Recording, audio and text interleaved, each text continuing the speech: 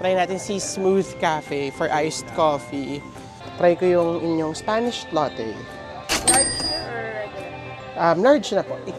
Mas matapang naman siya. And hindi siya ganun katamis, so yay.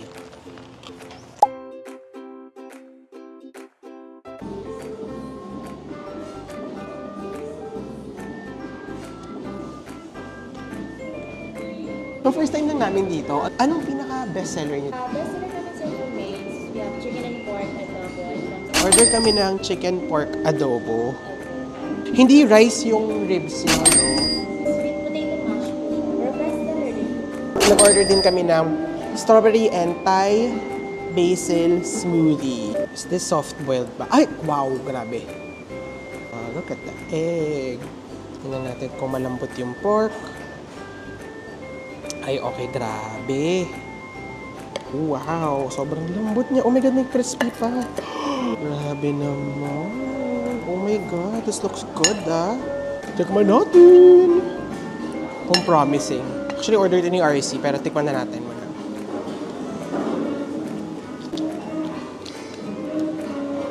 Para siyang roasted na adobo.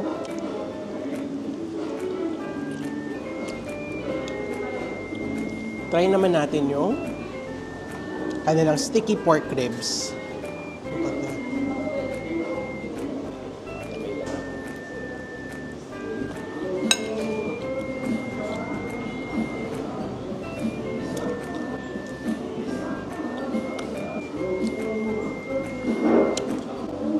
Try natin to.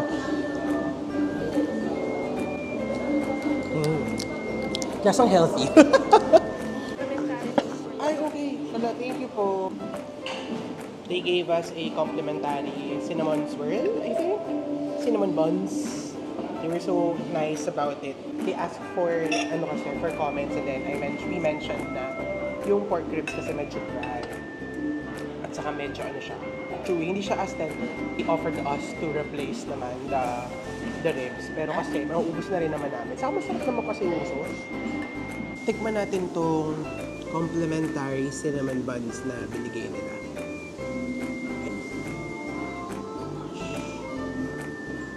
Ayan siya. Tikman natin. Very cinnamony, soft, gooey. It's good. Wow. Medyo buo-buo lang yung cinnamon. And I'm not sure how I feel about it. Noni's Boracay, walang signal dito masyado, walang data, but meron silang Wi-Fi. And yung Wi-Fi nila in fairness, mabilis. Ambience-wise, it's giving greenery, garden vibe, wooden tables, outdoor picnic yung peg niya. Ang cute. Service, very nice sila ate, si kuya very maasikaso. Kasi wala pa naman masyadong tao. Attentive sila kapag wala nang water yung baso, naglalagay agad sila ng water. Food-wise, we enjoyed, though we have a couple of comments. For the pork adobo, grabe, ang sarap ng pagkakaluto ng meats, both the crispy pork and the parang grilled chicken ng adobo. Grabe, ang sarap niya. Tapos meron siyang candied na garlic. Ay, ang sarap. And meron din silang roasted garlic. Flavor-wise, talagang flavor explosion. Since Cavite-style adobo, it's more on the sour than the soy. For me, I didn't mind it personally, pero RC loves his adobo na mas matoyo than asim. Ribs, however, then, yung sauce yung actually nagdala at saka masarap yung sweet potato na parang may nafe-feel akong may gata. Yung pork ribs, however, were a bit chewy, dry, and hindi siya yung tender and fall off the bone. Hindi naman siya yung super ano mo yun, maano ka sa panga. Of course, for the price that you pay, syempre expect mo na malambot yung cut niya. But they gave us a complimentary cinnamon swirl or cinnamon buns. Hindi siya ganun katamis. It's soft, it's gooey. Yun nga lang, may parang weird texture lang siya dun sa mismong parang frosting, icing niya. Would I go back kay Noni's? Yes, I would order the pork and chicken adobo ulit. Ribs, however, we will not order again. Hindi ko rin nagustuhan yung oh my God, yung strawberry Thai basil smoothie kasi I wanted more strawberry taste. Hindi siya ganun ka-aggressive eh. Parang lasang healthy lang siya. Yan na, Cafe Maruha. Parang it's giving. Ano siya? Parang mermaid themed cafe. Yeah, so mga bading-bading. Ang sirena. Sir, order po. Sir, sa smoothie bowl po, anong pinaka-best seller? Mixed berry acai, summer berry acai. Okay, isa pong mixed berry acai. Coffee base nyo, anong pinaka-best seller nyo? Spanish. Sige, try namin yung Biscoff na Spanish.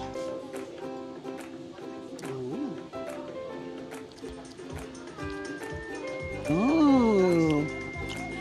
Very nice. Ay, grabe. Ang sarap. Matamis siya, yes, pero ang lakas nung kape. The smoothie bowl is so far smooth. Kain natin.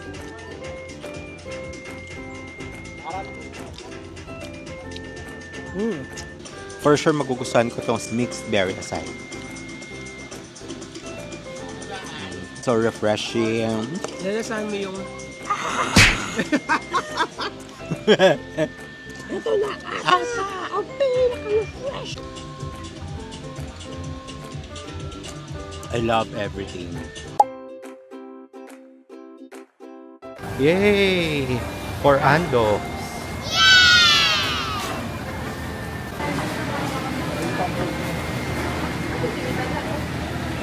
Dine-in. Isang sisig, isang pork sinigang, tapos isang dokito meal, isang spaghetti.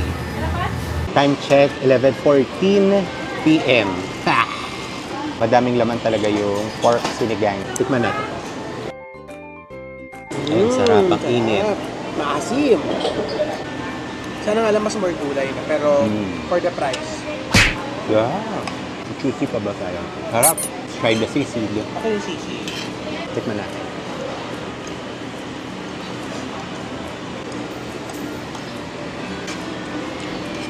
Let's try naman the spaghetti.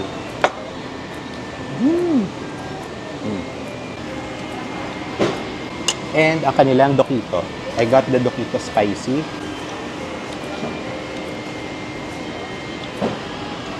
Sabi, ang anghang. In fairness talaga, parang buhay na talaga kayo sa Andox habang nagburakay kayo. Kasi ang mura ng pagkain, tapos wala kang marereklamo. Masarap talaga. If natatakot din kayo mag-try ng bago at gusto niyo lang safe, as in best bet nyo is at least for me Andox. For Pinoy food, kasi kesa naman araw-araw kayo mag-Jollibee, Inasal, or KFC. So at least dito may sinigang, may chop suey. And okay okay talaga siya. Ito na siya, si Sunside. Yay! Sunside Cafe. Hello! May second floor pa sila and eventually maraming kumakain sa taas kasi mas maganda daw ang view. So, check natin ha. Akit tayo. We ordered the chorizo and eggs, the espresso pancakes, and the other order I'm torn between the bacon slab or tapa. Winarningan ako ni ate na sour yung kanyang marinade. Kung ano kung gusto ko for my tapa. Kasi gusto ko sana is sweet, salty, savory, garlicky. In-order na sana ako ng bacon slab. Kaso, pinakita sa akin ni ate yung itsura nung wagyu tapa. And looks promising naman, mag-garlic. So, nakuha ako sa garlic. So, sana okay naman. Salamat, Ishi.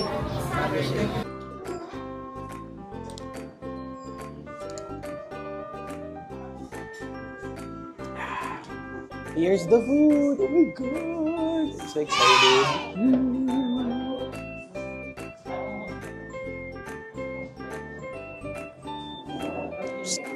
Ayan siya. A little bit of rice, a little bit of tapa, and a little bit of egg. Ang mga sila ate, nasa sour side talaga siya. Pero malinamnam siya. Ang lambot, grabe.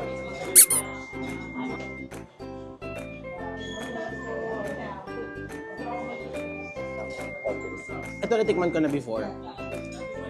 And alam ko masarap na siya. Sarap pa rin naman daw.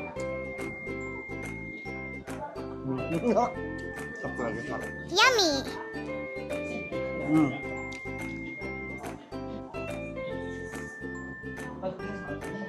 Grabe, amoy na amoy mo yung espresso. Woo! Natulaw na nga lang yung ice cream, pero this is the espresso pancake. Covered siya in parang espresso icing.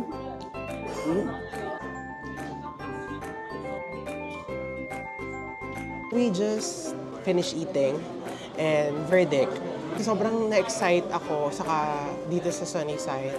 Ang ending, naumay ako sa mga food. Oh my God, ba't ganon? As in, hindi ko masabi na I fully enjoyed. Grabe, parang na-food coma ako, naumay ako sa lahat. So starting off with my order, the Wagyu Tapsilog, it got to a point na sobrang rich in taste, na sobra yung asim niya, na grabe, naumay ako. Tapos yung kinakain ko pang pancakes, super rich din, na may dulce de leche and espresso, so naumay din ako. Tapos yung chorizo, naumay din ako sa spices. Not that the food is bad, parang it's more of me.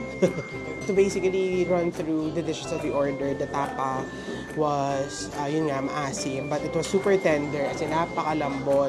For me, I like kasi may tapa, savory, salty, sweet, and garlicky, and theirs is more on the vinegary side. I was warned naman, I was fairly warned, pero I still ordered it regardless. Chorizo and eggs were still pretty solid. Heavily spiced talaga siya. I think it's the better dish than the one that I ordered. Espresso pancake was also pretty good. Kaso, hindi ko rin naubos. Ate warned me na isa lang daw order ko. Pero nagmatigas ang ulo ko, dalawa yung in-order ko. So, ayun tuloy. Listen to the service, listen to the staff. They know better than you. Dapat pala isang pancake na lang yun.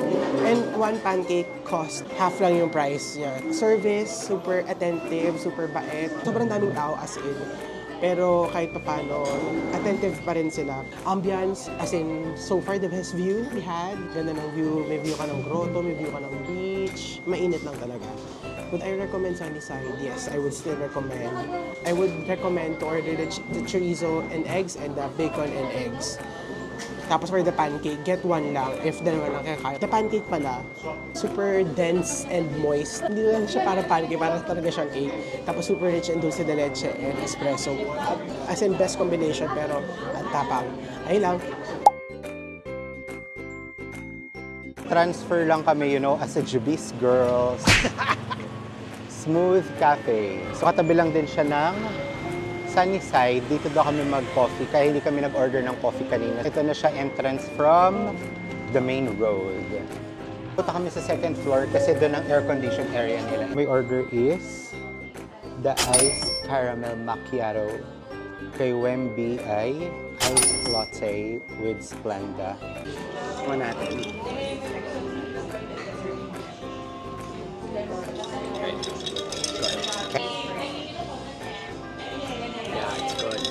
Salted caramel macchiato. Cheers.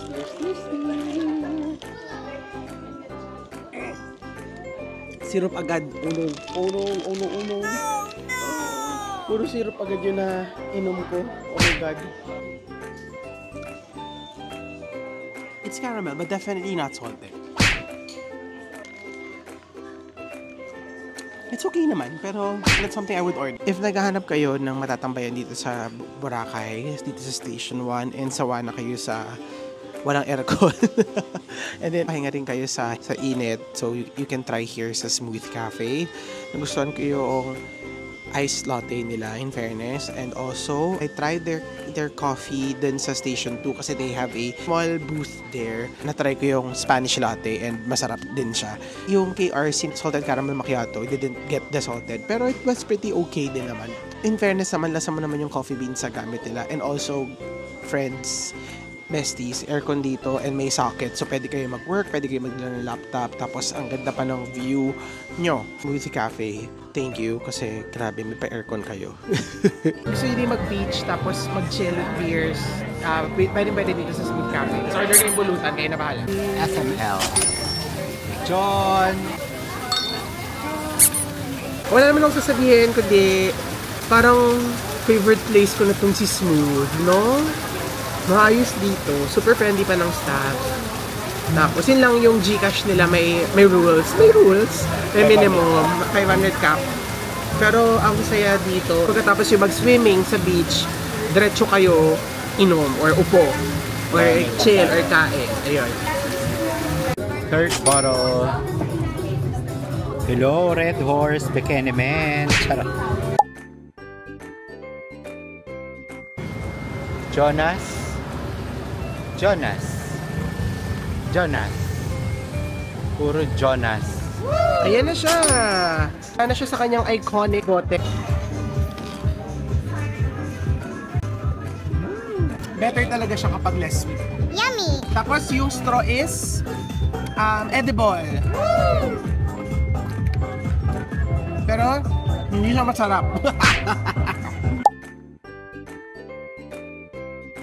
We're back sa the mall and meron kami nakita dito na Indian restaurant. So, si Little Taj.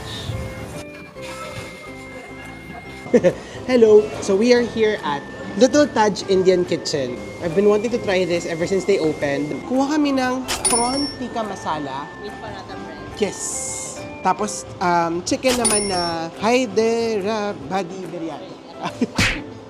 We have two drinks here, the iced masala chai at saka, of course, orange lassi. Muna natin.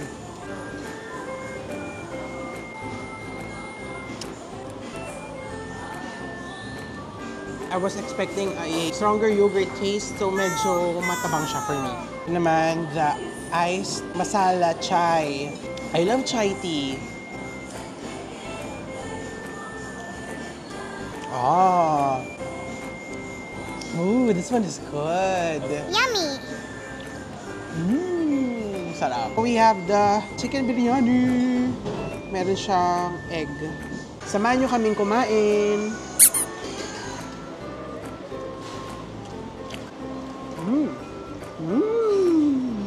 Ang sarap. That's good. Yummy! Flavorful. Kuha din tayo ng egg. Palagyan natin ng yogurt. Maraming yogurt. Big bite. Ah! Init. Prawn masala. Prawn masala.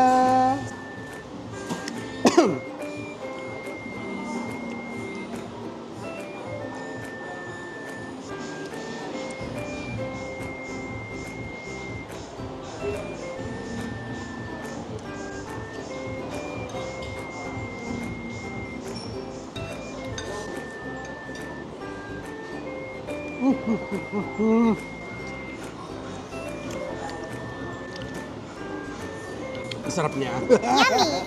I-try din natin siya sa rice, yung tikka masala. Ganda na patakalutin. Ang sarap din. Yummy! The bread, however, is a little bit too chewy for me. Masyado siyang chewy ata. A little bit too chewy for me. So they asked us for our feedback. Sabi ko everything was okay. Masarap yung food nila. Pero sabi ko I do find the paratha bread a bit chewy.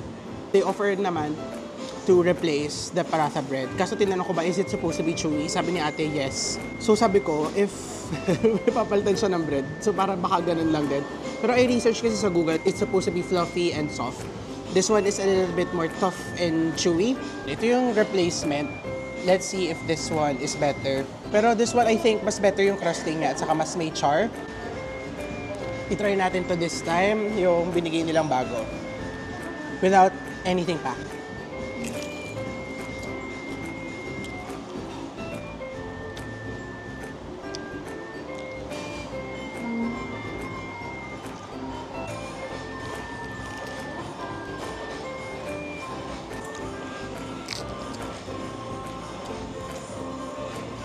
As in 10 times better. Baka lang may preference and I prefer it flaky and crispy and at the same time soft and a little bit chewy. Overall experience time. Let's start with service. Super friendly, wala akong masabi. Ako hindi man ako super expert in Indian cuisines. Usually naman it's the tikka masala, butter chicken, saka mga biryani, ganyan. So basically ito yung in-order namin. I made a comment dun sa paratha bread. Nagbigay sila ng complimentary one paratha bread na extra toastier, flakier, crispier than the chewier one that was served initially.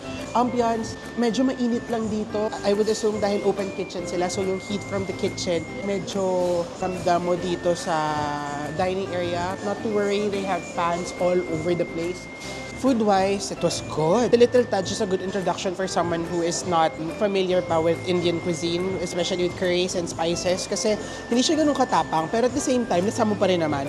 The tikka masala was super tasty. Tapos you can taste the spices pero not too strong. The prawns, merong at least parang 5 to 6 slices of prawns na perfectly cooked. Flavor profile siya is may konting kick ng heat. Tapos may parang beans siya na texture. Tapos, tomato-y, since tikka masala. Also pretty good yung chicken biryani. Sobrang sulit niya din. As in, sobrang laki ng serving. It comes with 2 pieces of chicken, 1 leg and 1 thigh. So, if you order 2 dishes, enough na talaga yung 1 rice meal, tapos 1 ulam, tapos may paratha pa. Very fragrant yung rice. Good quality biryani rice. Both leg and thigh part ng chicken were cooked beautifully. Malambot siya. Tapos, masarap yung crispy onions on top. I need more of that. Ang sarap niya. And aromatic siya. Ang naging comment ko lang dito is the actual paratha bread kasi medyo chewy yung texture niya at saka medyo tough. Yung mango lassi hindi ko nagustuhan kasi medyo hindi ganun kalasang-lasa yung yogurt. Tapos, nasa mid ako kasi yung mga mango bits nag-stuck dito sa orange bits pala. Orange lassi, sorry. Hindi ko rin masyado malasahan yung orange. Pero everything is very light and gusto ko mas aggressive. Pero yung rice masala chai ni RC was good. Very fragrant, smoky, may smoky tones din siya. Kasama yung chai, na parang alam mo yung lasa ng baby powder, yung ganun yung lasa ng chai. Then, sakto lang yung sweetness. Overall, super satisfied dito sa Little Taj. And would I go back here and order all the same dishes? Yes. Would I try other dishes? There are other dishes? Yes then. So, pretty good experience. Tara! Halo mango. Ito na siya. Halo mango. Let's try. Okay naman. Matamis yung mangga.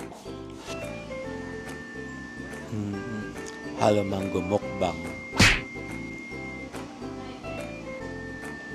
Kahit small lang ang bilhin nyo, okay na siya for sharing. Dalawa kayo. I do feel, however, that the soft serve is too sweet for me. For me lang naman. Parang it's creamy, hindi siya icy. It's a good quality soft serve naman kasi you don't feel na icy siya. The actual soft serve lang doesn't really taste like parang you're eating mangoes. Parang it tastes like candied mangoes. Basta hindi ko ma-explain. Ayoko sabing artificial, maybe because it's not naman. But the mangoes are soft. I mean, the mangoes nakasama niya is matamis. Could be an option naman for your, if nag-crave ka ng something sweet or gusto mo ng something na matamis here in Boracay. Would not be my first choice lang siguro. From D-Mall, papuntang Mesarap, less than a minute walk. Third floor pa eh. Talaga ba? We finally made it.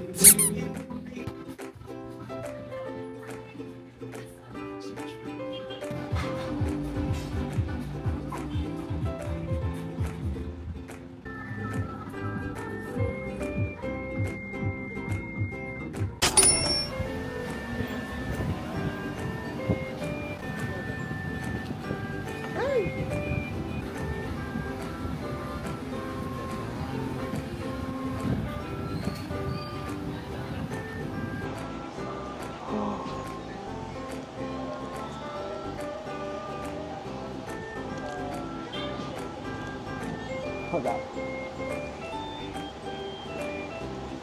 Iced tea. Refreshing. Yummy!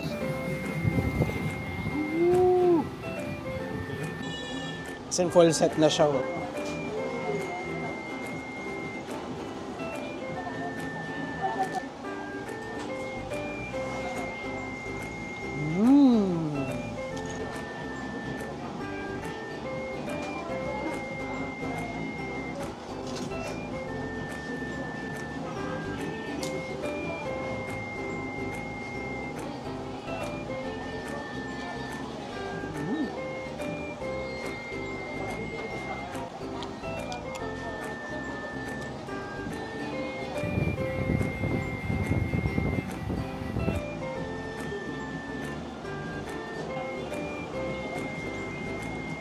Well-seasoned fries. Ang sarap. Even the dip, ang sarap. Yummy! Overall thoughts kay Mezarap. Ambiance, yun nga lang. Kailangan mo mag-spiral stairs at no floors just to get here. Once you're here naman, very fresco. We have fans. Very beach vibe. Very Filipino or Hawaii beach vibes yung theme nila. Mga greeneries. Service pretty okay din. Mababait sila ate dito. Smiling din. Very maliit lang naman yung restaurant. So once naman na nag-raise ka ng hand, makikita ka naman agad nila. Food-wise, grabe, masarap talaga si Mezarap. I had the Mezarap 3, squid may pork at saka may chicken. All were perfectly seasoned. Medyo on the saltier side lang yung chicken. All three were perfectly cooked. The squid was not chewy at all. It was soft. The pork was succulent. Yun yung favorite ni RC. And the chicken was also pretty juicy pa din. Although over-seasoned lang siya ng very light. Sobrang sarap niya pag dinip yun dun sa 3 sauces na binigay nila. So the butter, cilantro, and the red pesto. All super good. Tapos yung side dishes din nila, the peanut, coleslaw, the pickled cucumber, ang sarap din. And then with the other one, may mga onions, all pretty super good. Yung mozzarella wrap naman, personally, yun yung pinaka-favorite ko. Ang sarap ng pita bread na ginamit nila, super soft. The meat were on the saltier side. Hindi siya over-seasoned. For me, on the saltier side lang. But na-counter siya ng vegetables, ng sauces, at saka ng wrap. And also yung mga vegetables, very crispy. Yung rice bowl was pretty decent naman. We had better kasi actually just last night kay na compare ko kasi siya kay Little Taj. Masarap every time nakakagat ka ng pickled radish or pickled onion dun sa kada bite mo. The meat was also perfectly seasoned. It was moist, hindi siya super alat. I just wish na may yogurt sauce. I think that would go better. Good to note din na wala silang service water, wala silang cards, so they only accept GCash and cash. Tapos malinis yung CR nila sa second floor. Overall, great lunch here in Mezarap and I would highly recommend. Also, ang taas ng score nila sa Google reviews saka sa TripAdvisor din. I posted about Nalka. Gusto nila tayong invite for a restaurant feature. Every time na may nag-reach out, tapos they ask for feature, I always make sure na honest review feature. So, hindi lang siya yung tipong feature, dapat honest review parati. They are not hard to feature kasi so far, hindi, I think nasabi na namin prior, pero pinaka na-enjoy talaga namin na restaurant so far yung Boracay is Nalka. Nalka. Welcome back.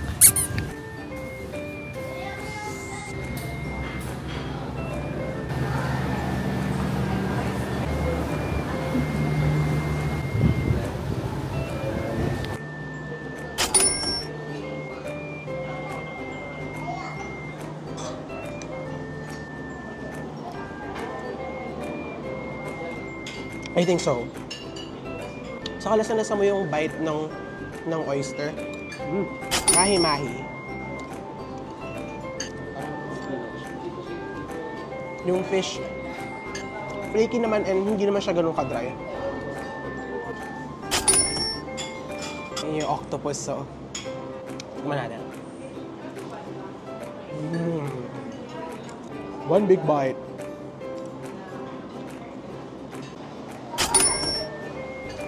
This is their kimchi cheese na oyster. Ay! Kain natin. Parmigiana nila na bago sa kanila.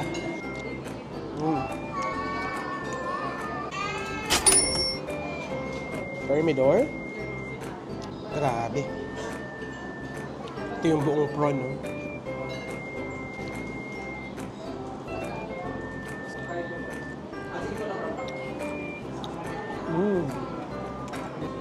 Crab.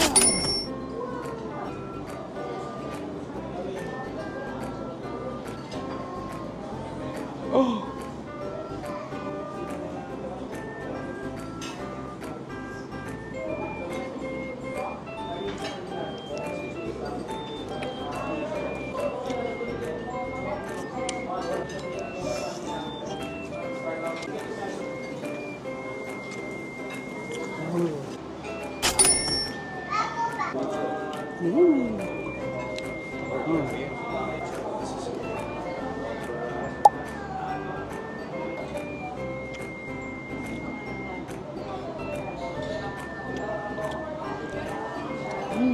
Since they re-invited us, let's talk about the food. My top dish before visiting them for the second time is the seafood kare-kare. Was it topped? Hindi. Everything that I tasted here so far in Nalca, including my first visit, ang pinaka-nagustuhan ko pa din was the seafood kare-kare.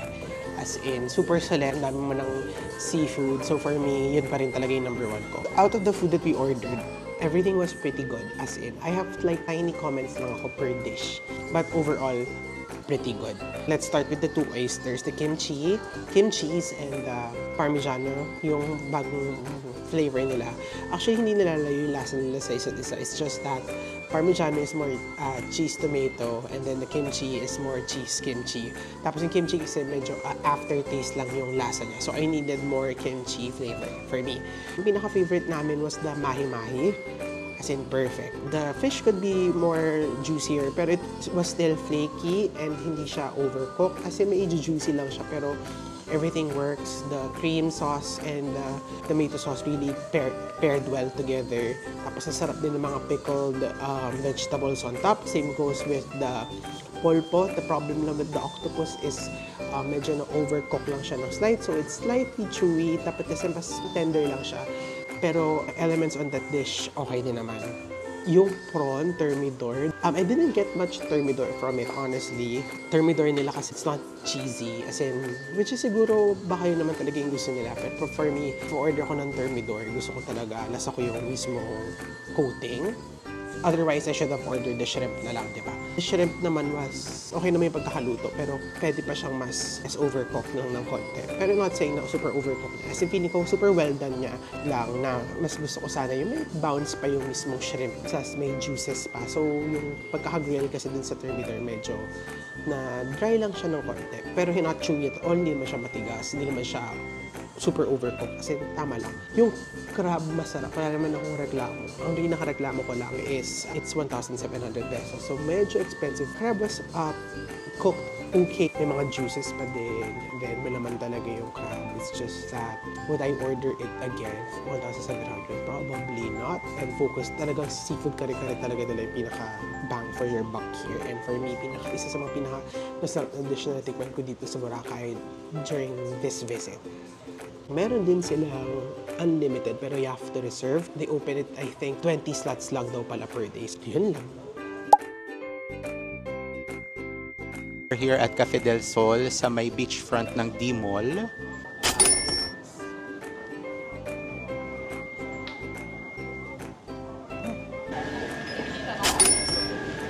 Bangus! Are you sure? Tapa naman for me. Tapa na yung boy ko. Tapa naman. Fuck her. Kain tayo. Samahan nyo kaming kumain.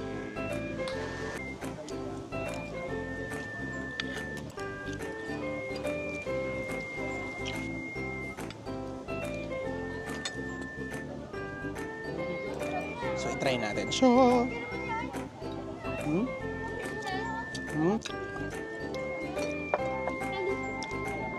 Final thoughts. Ambience, well, you couldn't ask for anything better since you have the view of the beach. So, wala ka na siguro mako-complain doon. I mean, ang ganda ng view, you get to people watch. Ang dami lang tao. It's very crowded here.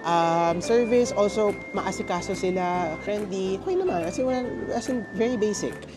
Food-wise, 300 is pretty reasonable na since you have the view of the beach. As you're in Boracay for a breakfast plate, still, of course, you can get a better deal ng Tap Silog or Bangus Silog on another place na probably less expensive. Pero here, you have 2 eggs and then gandang serving ng rice. Medyo maunti lang yung tapa but it's fine. Tapos busog naman ako as in. So for me, super solid. And they were all pretty decent. As in, okay sila. My Tap Silog was very default lang. Nothing super special but okay naman. Bangus din, nothing super special pero okay din. Overall, pretty satisfied. Yung coffee namin was more sweet. So yung caramel macchiato ni RC mas lasang caramel and I need more coffee taste. So same goes with my Spanish latte. I need more coffee kasi mas nangingibabaw yung taste na condensed. But hindi naman siya ganun katamis. It's just that yung dominant flavor siya lang is yung caramel for the macchiato and yung condensed na Spanish latte. I need a more balanced coffee taste lang, at least for me. Yung cake nila, however, was disappointing. Parang luma yung cake, I think. I mean, parang hindi siya fresh. ang dry eh. Ang dry yung mismong cake. I was disappointed. I mean, for a chocolate cake, hindi nga namin siya naubo, sadly. Pero yung chocolate itself, masarap naman. Also, hindi rin ganun katamis yung cake. So, that's a good thing. Kaso, yung actual cake, pakita ko sa inyo. Medyo dry siya. Ewan ko kung nabibigyan ng justice yung camera, but it's pretty dry. Hindi ko na siya gusto masyadong kainin. Hindi siya moist eh. It looks like a chiffon cake, pero hindi siya soft and fluffy. It's more of dry talaga siya. Yun lang. And we're back for the final dessert. We're back since hindi nga natuwa sa chocolate cake. Watermelon ang aming in-order. Durian sana, kaso I'm scared sa chan.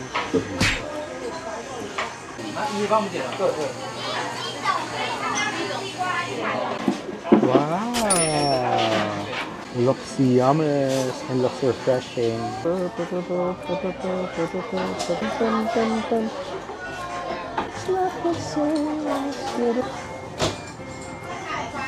We had the mango coconut the first time, tapos ito naman yung second time. Very refreshing talaga.